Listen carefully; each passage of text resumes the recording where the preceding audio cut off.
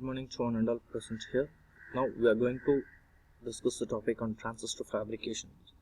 So if you consider the transistor fabrication, which involves many steps like substrate selection,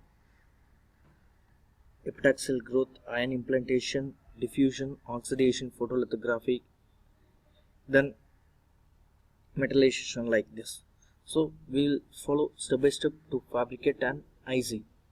So in this IC fabrication, we are going to take an example of transistor fabrication, in which the first material we are going to select as a substrate.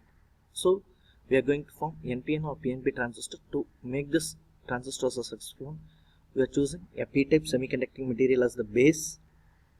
So after this, we go for the epitaxial growth process, in which epitaxial growth process contains the arrangement of silicon layer over the already placed substrate layer.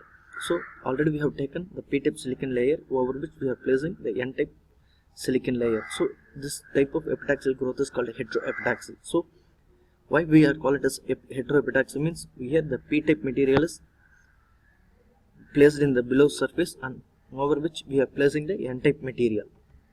So the next step is oxidation.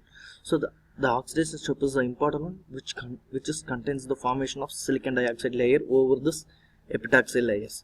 So this silicon dioxide layer will act as a protective layer for the components that is incorporated over this N-type semiconductor layer. So the N-type semiconductor layer is the region where the channels are created. The first step in this channel formation is the isolation diffusion. So in order to make the isolation diffusion, first we have placed the photolithographic process.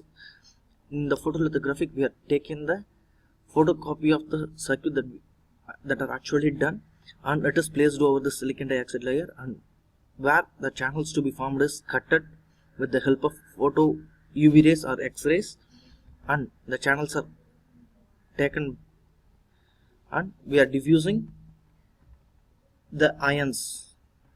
So here we are diffusing P-type ions. So this is there are two types of isolation: P-type isolation and dielectric isolation. The PN junction isolation is used here. So the PN junction isolation is formed by placing the P-type material in between the N-type materials.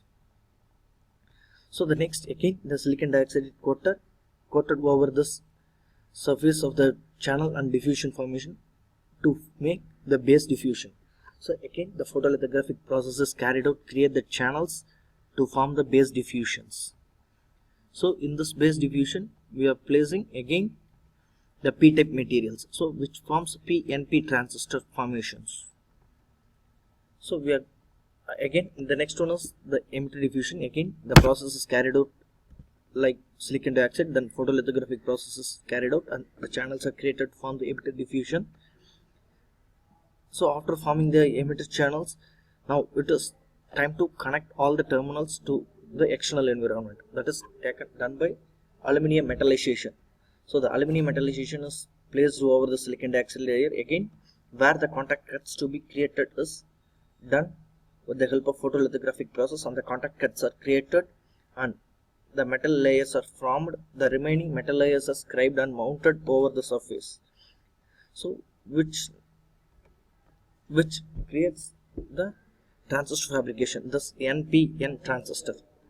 So in this way, we can place emitter, base, collector and substrate terminal in this transistors.